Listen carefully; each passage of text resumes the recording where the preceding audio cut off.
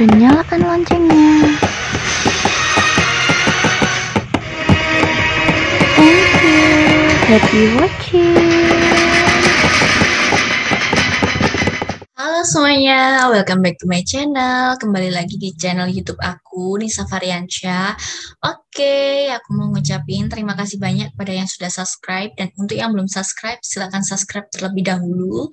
Karena subscribe itu nggak ada ruginya dan kalian justru akan mendapatkan informasi-informasi kesehatan yang akan berguna dan bermanfaat untuk kalian semua.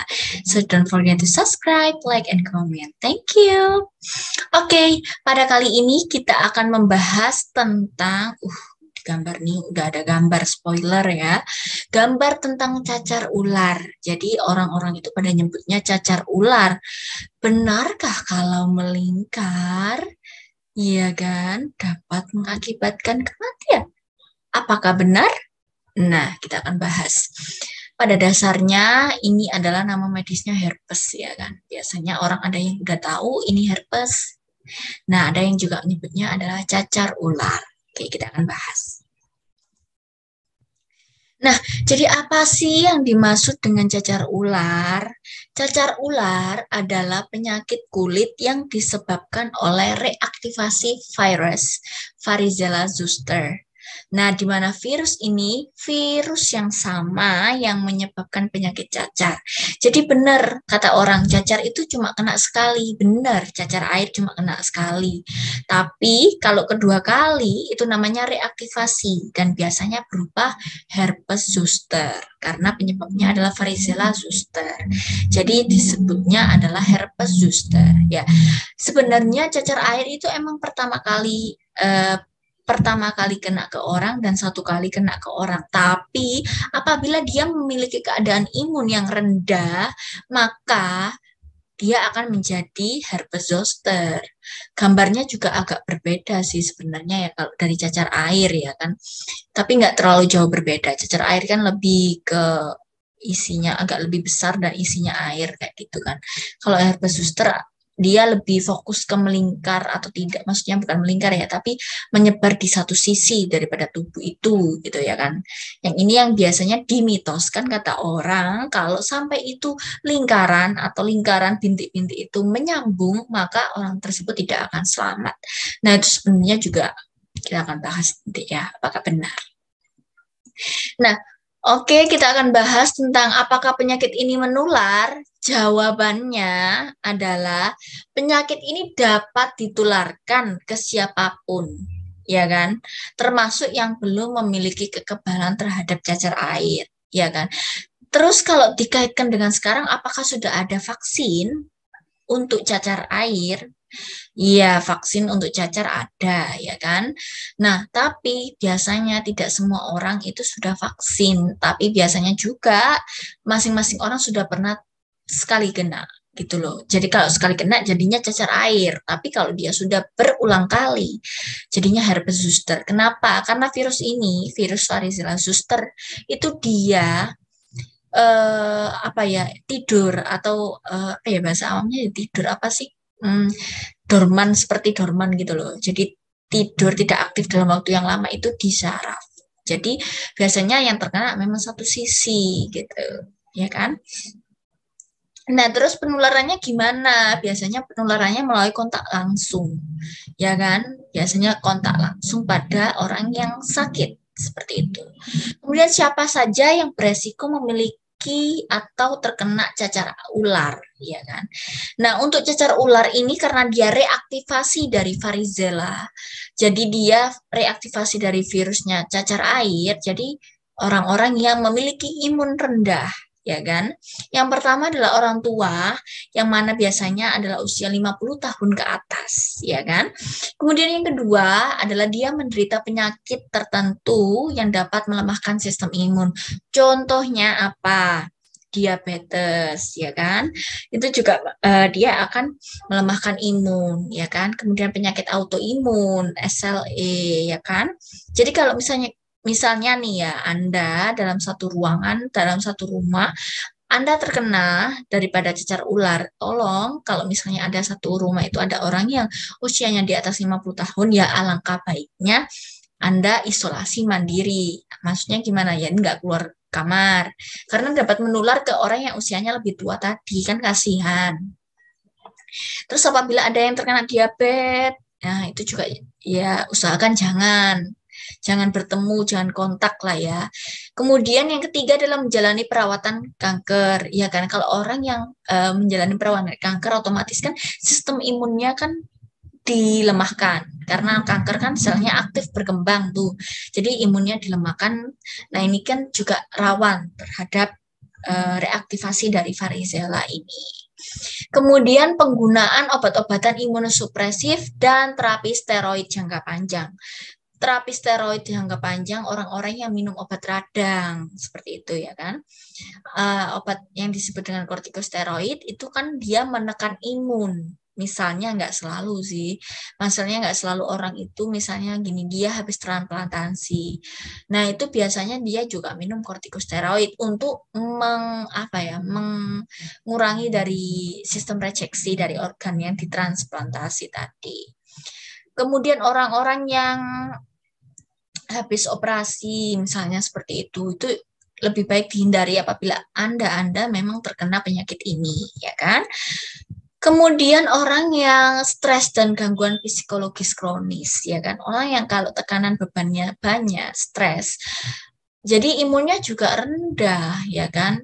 Jadi alangkah baiknya kalau misalnya memang kalian sakit, ya kan? Kalian sakit penyakit ini, alangkah baiknya kalau terutama ada 5 orang dalam kondisi faktor resiko cacar ular, kalian menghindar dulu.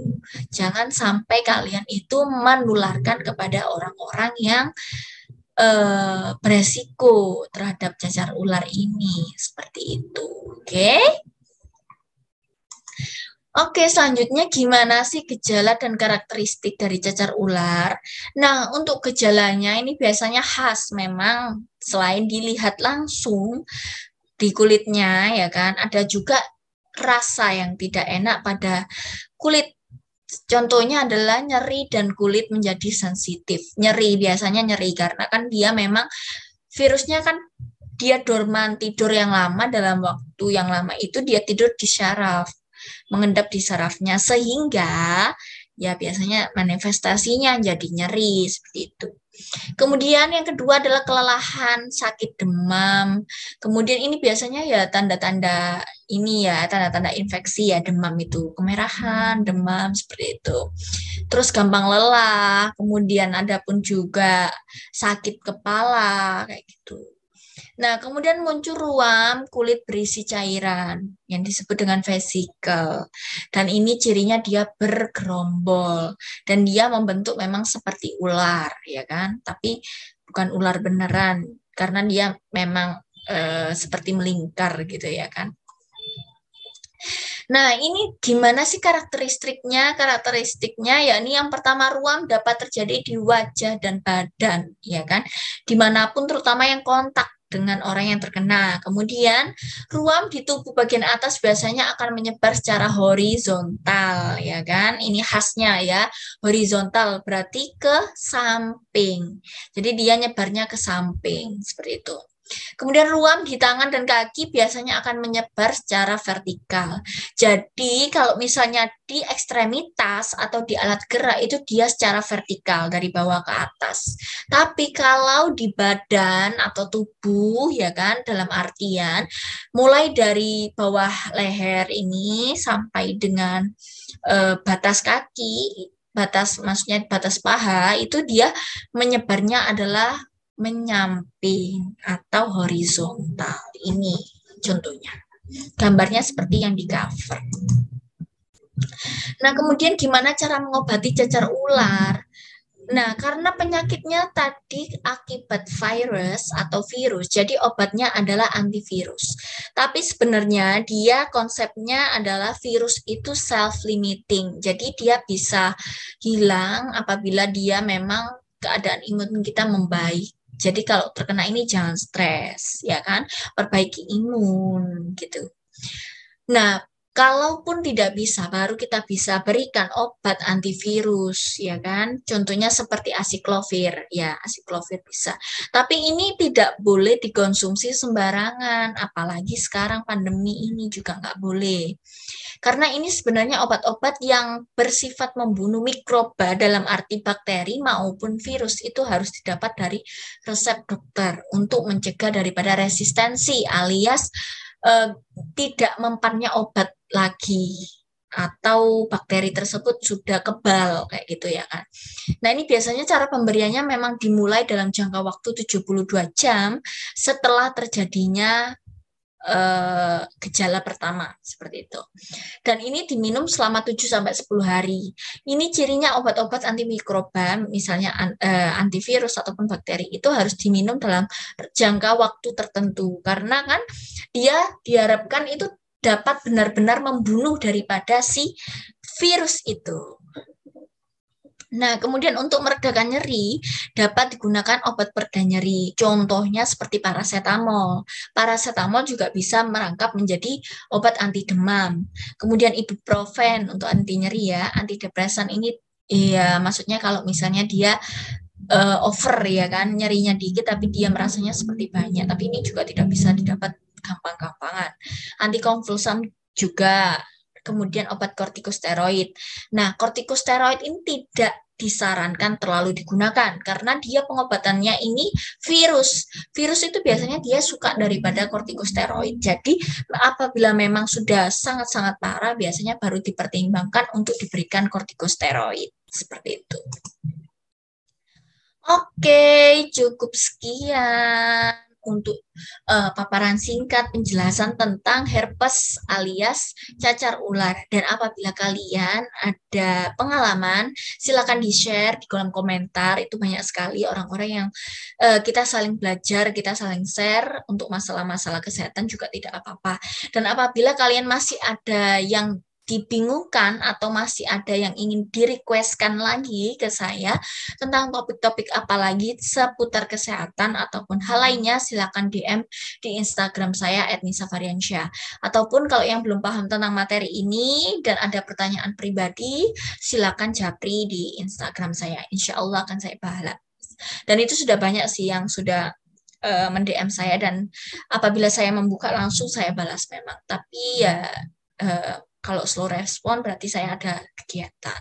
Tapi pasti saya usahakan untuk membalas. So, jangan lupa untuk subscribe supaya dapat informasi menarik tentang kesehatan lainnya. Terima kasih. Semoga sehat selalu. Bye.